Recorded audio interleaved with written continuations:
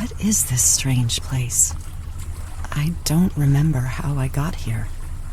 Some parts of this world are without color, and some parts are visible.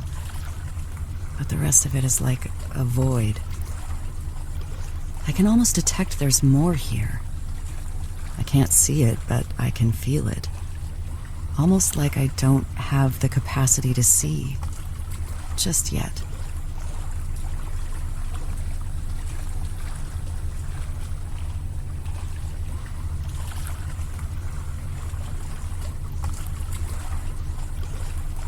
Follow the clues I've left for you. They will lead to the key that will take you out of the wasteland. I speak through words as well as symbols. Through words, you will understand with your mind. Through symbols, you understand with your heart.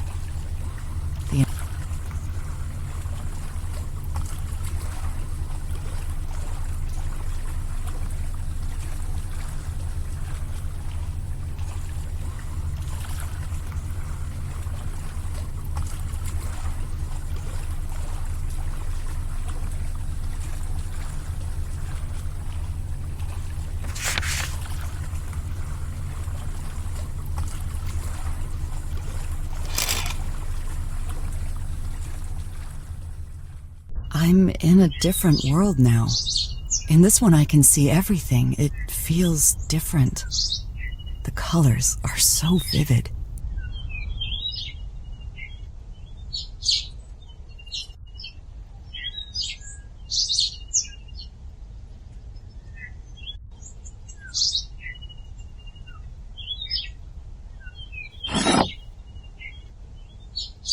When there are influences that keep you from hearing your true voice, that is the wasteland.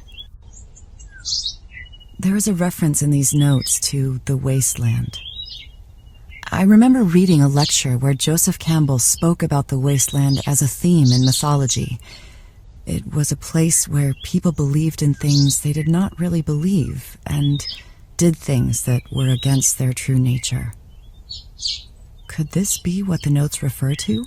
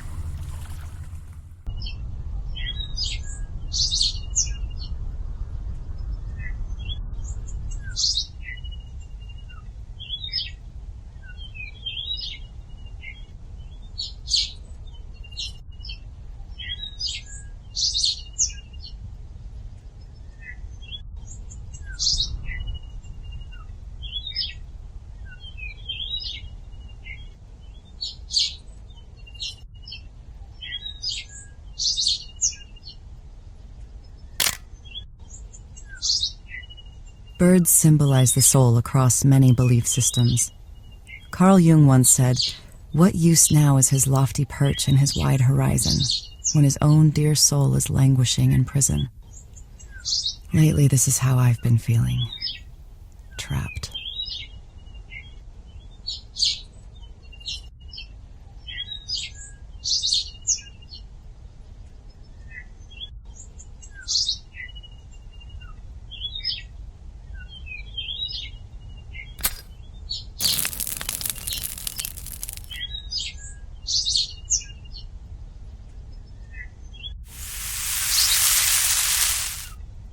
Then the lighter is used to refine the idea, similar to how an idea must be transformed from its purely conceptual state into something that exists in the real world.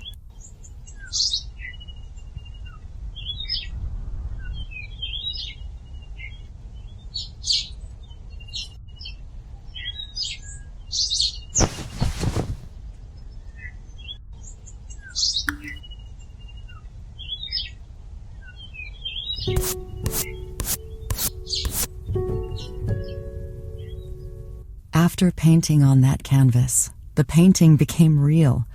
It became part of the world I could step into. Painting in that passageway reminds me of an essay I once read about creating a new reality. At any moment, we can choose to be passive receivers of reality, or choose to create a reality of our own.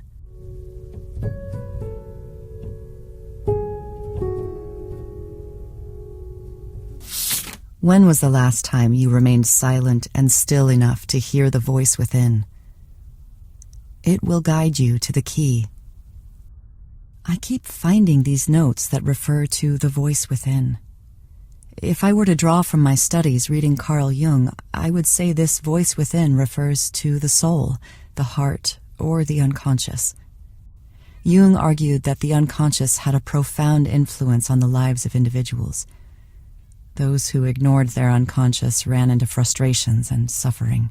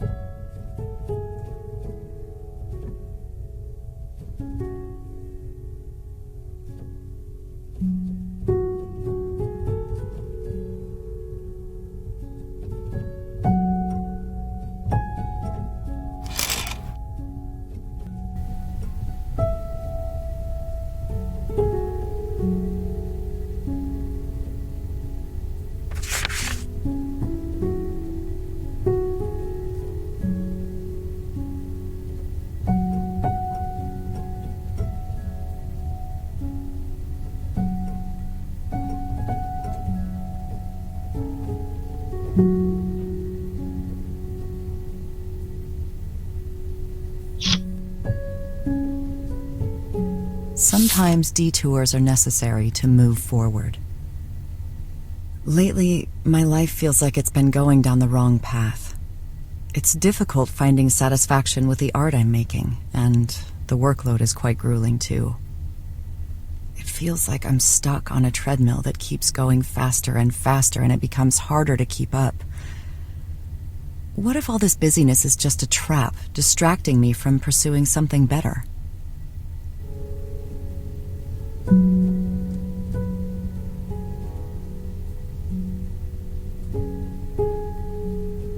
Listen to the beat of your own drum. Every artist has their own cadence. Follow it. Every artist has their own cadence. Pretty much all of my creative efforts have been dictated by someone else. To have my own cadence, where would I even start? I've become so used to working with other people's ideas that I have a hard time coming up with my own. Like I just can't see them. To see with new eyes, that's such a tricky thing.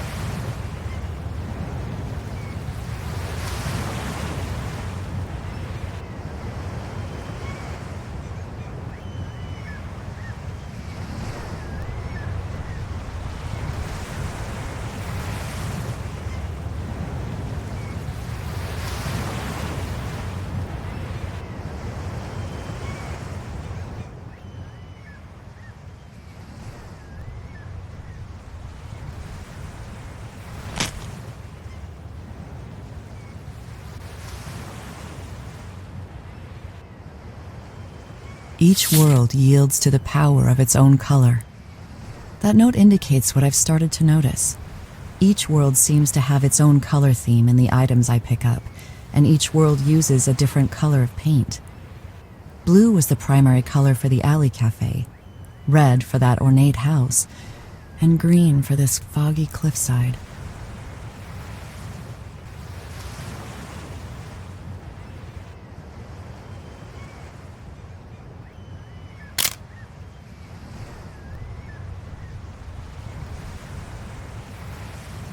Empty your cup. Clear your mind from noise and distractions, and your path will be revealed.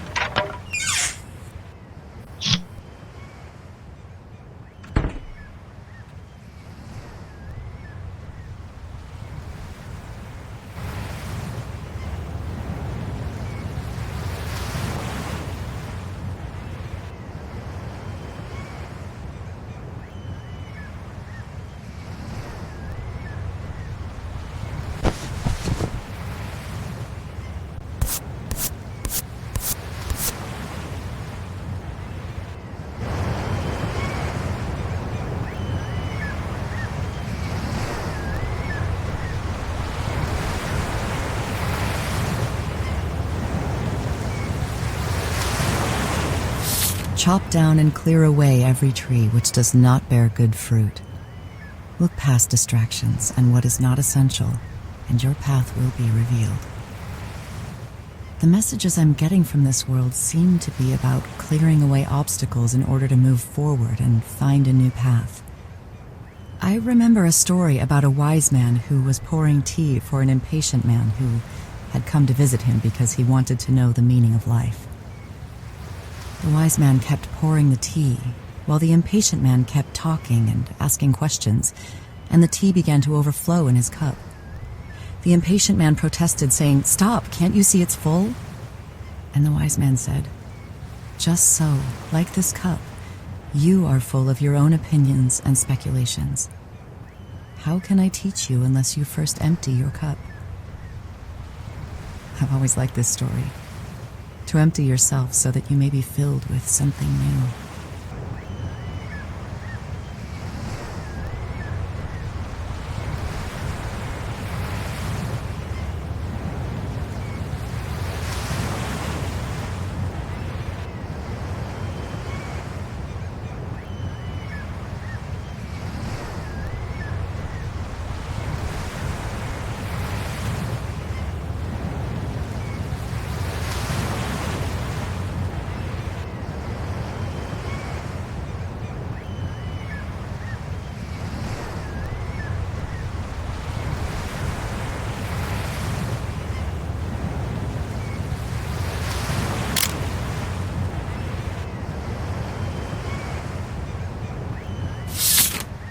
Go where there is no path. For where there is a path, there is someone else's footsteps. Create your own path.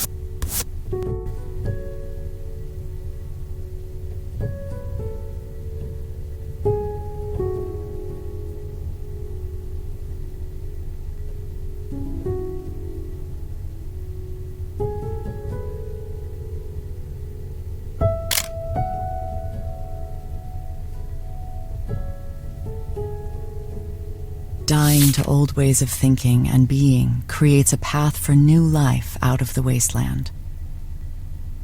The picture card speaks of dying to old ways to find new life. I'm reminded of something Joseph Campbell once said: "Only birth can conquer death. Birth not of the old thing again, but of something new." Within the soul there must be recurrence of birth if we are to experience a rich life. I can't say that I've ever gone through a change so dramatic, but it feels like I'm getting close to something like this. Otherwise, why am I being shown all of this?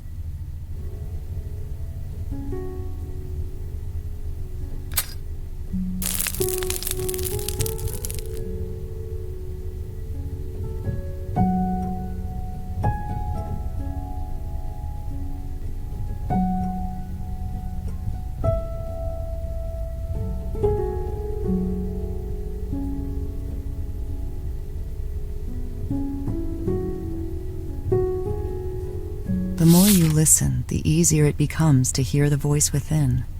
But first, find the key. The notes keep mentioning the key. Keys symbolize power, knowledge, and opportunities. New doors can be opened to opportunities that were once locked and reserved to whoever possessed the key. Janus, the Roman god of gates and wisdom, is sometimes portrayed carrying a key. He was the god of beginnings and ends who could grant new opportunities.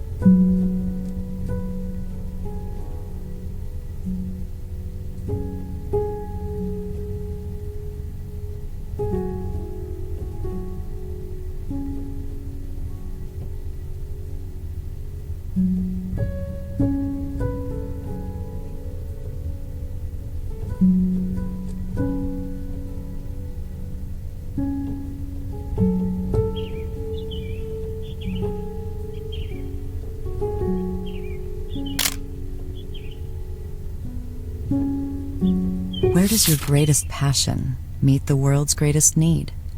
This is your vocation and paradise. Vocation as paradise. I once read that the word vocation is rooted in the Latin word for voice.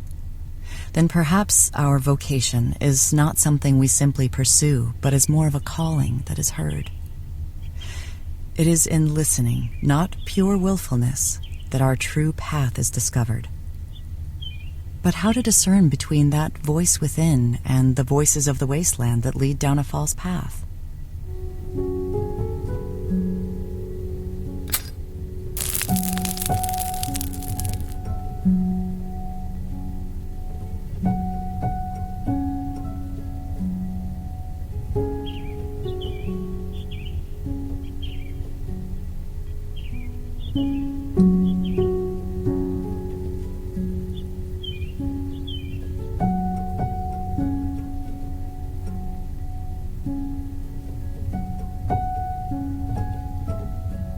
Mend the split between yourself and the true artist. These notes keep mentioning something called the true artist. I wonder if this is similar to something Jung called the self, which is the unconscious part of ourselves where our true nature lies. In different times it went by other names. The Greeks called it the daemon, and the Romans called it the genius within each individual. Jung considered that everyone has a sense of wholeness from birth, but loses it early in life. The goal is to consciously rediscover the self. Otherwise, we eventually reach an impasse in one way or another. That must be what this is.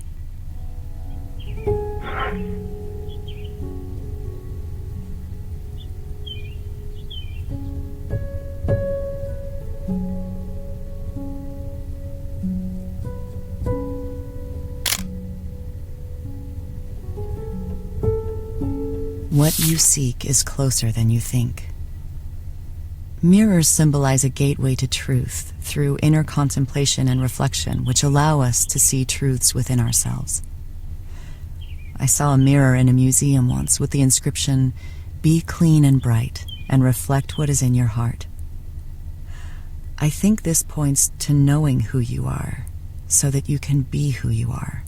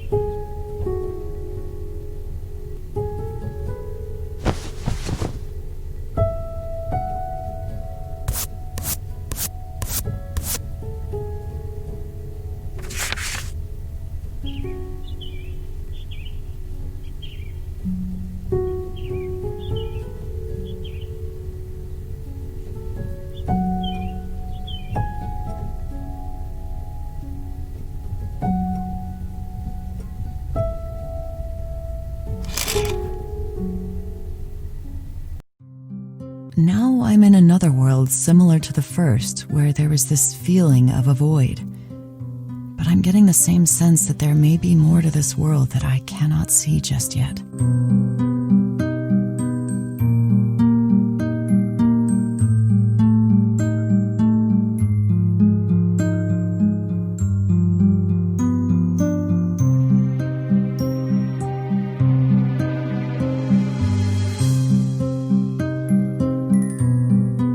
Let the art guide you where it wants to go. Listen. When working with other people's ideas, you don't need to let anything guide you. The plan is mapped out already.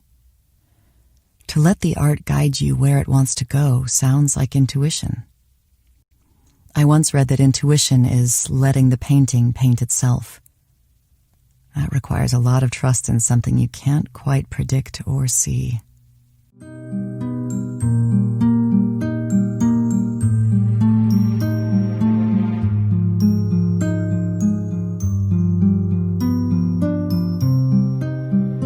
It is not in the arriving at a definite end or some fixed and finite point, but it's in the never-ending search that we discover who we are to be. The true artist is always in a state of becoming. The true artist is always in a state of becoming. This is a profound statement. It sounds like the constant need to reinvent oneself. It reminds me of a proverb I once heard. Running water never grows stale.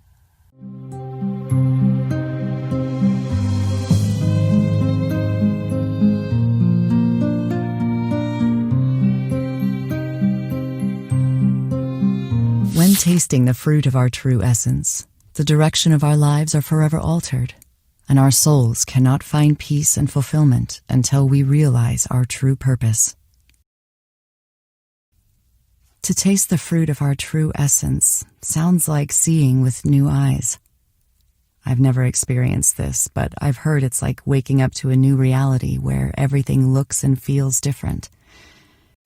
Jung called this the process of individuation, where the conscious and the unconscious are united in a person, and one is able to live out their true nature. The person becomes whole.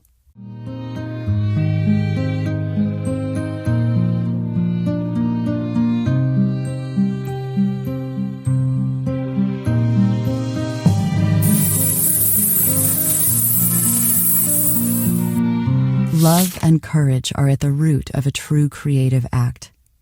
It is not destructive and is not influenced by any outside pressures, reward, or need to survive. But to create from the love that lies inside is where freedom and truth are found. Your key lies within. Love and courage are at the root of a true creative act. In other words, if we create art simply because we love the act of creating, we are being true to ourselves. We are free from expectations of what comes after, and not dictated by any authority, personal obligations, or survival. And then we know we are on the right path. This idea can apply to everything we do, not just art.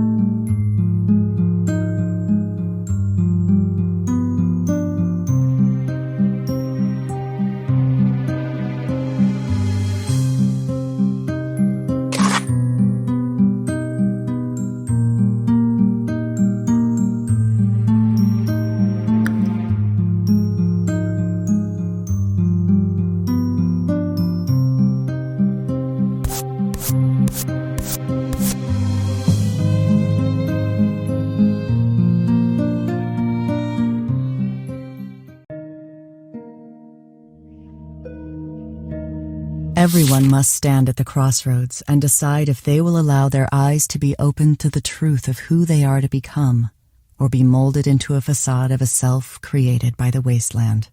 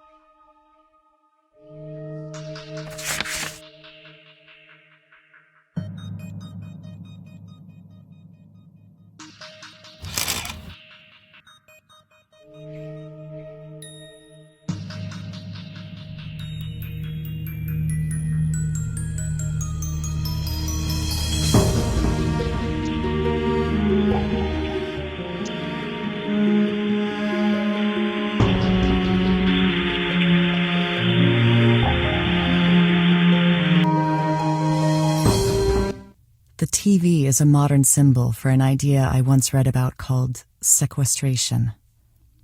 At times, we voluntarily choose to sequester or isolate ourselves from our own true potential by passively accepting and consuming realities other people give us. If taken too far, this can lead us away from a truer reality we can create for ourselves and cause us to do what is not in our true nature, as Joseph Campbell would say. The Wasteland logo on that TV points to this. This is a tricky symbol at times because consuming other realities can lead to new inspirations and better ideas than we could have come up with on our own.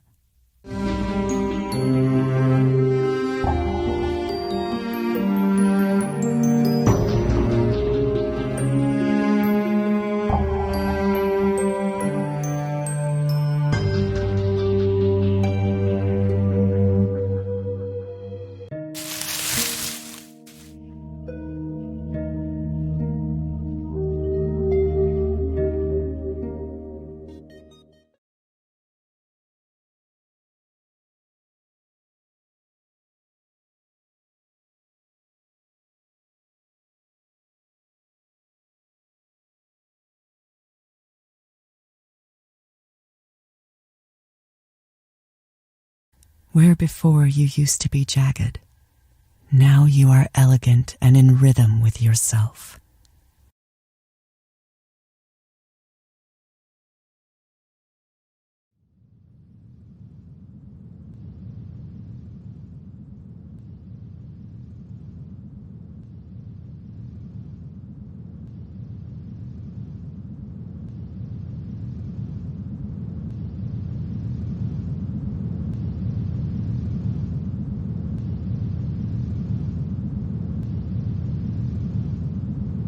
The true artist lies within you. Go paint your masterpiece.